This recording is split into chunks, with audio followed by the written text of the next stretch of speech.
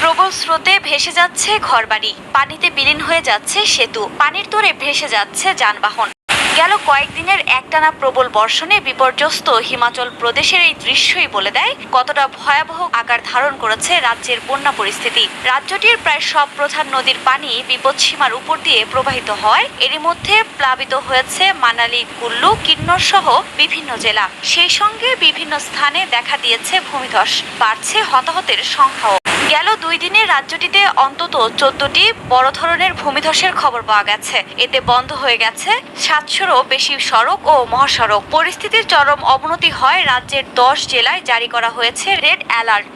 দুর্ঘটনা এড়াতে এসব জেলার বাসিন্দাদের নিরাপদ স্থানে সরে যাওয়ার নির্দেশ দিয়েছে স্থানীয় প্রশাসন। তবে এরই মধ্যে রাজ্য জুড়ে আরও বৃষ্টিপাতের পূর্বাভাস দিয়েছে ভারতের আবহাওয়া দফতর। এতে পরিস্থিতি আরও অবনতির আশঙ্কা করছেন সংশ্লিষ্টরা। এদিকে ভারী বৃষ্টিপাত অব্যাহত রয়েছে দিল্লিতেও। গেল কয়েকদিনের একটানা বৃষ্টিতে ডুবে গেছে রাজধানী নয়াদিল্লির বেশিরভাগ রাস্তাঘাট। উদ্ভূত পরিস্থিতিতে সরকারি কর্মকর্তাদের সাপ্তাহিক ছুটি বাতিলের পর এবার একদিনের জন্য সরকারি ও বেসরকারি স্কুল বন্ধের ঘোষণা দিয়েছে দিল্লির মুখ্যমন্ত্রী অরবিন্দ কেজরিওয়াল। এছাড়াও পাঞ্জাব, হরিয়ানা, উত্তরাখণ্ড, রাজস্থান এমনকি জম্মু কাশ্মীরেও অব্যাহত রয়েছে ভারী বৃষ্টিপাত। দেয়া হয়েছে আরও বৃষ্টির পূর্বাভাসও। এর মধ্যে হরিয়ানা, জম্মু কাশ্মীর, পাঞ্জাব ও উত্তরাখণ্ডে জারি করা হয়েছে রেড অ্যালার্ট। সেই সঙ্গে রাজ্যগুলোতে বেশ কয়েকজনের মৃত্যুর খবরও নিশ্চিত করেছে ভারতীয় গণমাধ্যম।